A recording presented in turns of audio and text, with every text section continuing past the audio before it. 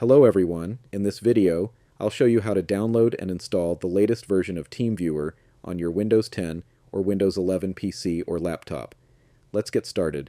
First, open any web browser on your computer.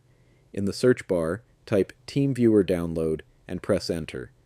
From the search results, click on the link that says Windows Download. This will redirect you to the official TeamViewer website. I'll also leave the direct link in the description below. Once the website opens, click Download TeamViewer and save the installer to your Downloads folder. The file is around 70 megabytes, so it should download quickly. When the download is complete, open your Downloads folder and double-click the installer file. If a window appears asking, "How do you want to proceed?"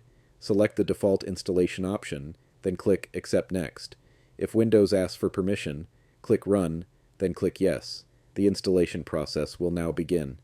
TeamViewer will be installed in the default location, usually on your C drive. Wait a few moments for the installation to complete. Once it's finished, you may see a TeamViewer shortcut icon on your desktop. If prompted, check the box to accept the license agreement, then click Continue. TeamViewer will now launch for the first time. It may take a few seconds to open. And that's it. TeamViewer is now successfully installed on your Windows 10 or Windows 11 computer. You'll see your ID and password, which you can use to connect to another device. If this video helped you, please give it a thumbs up and consider subscribing to the channel. Thanks for watching, and I'll see you in the next tutorial.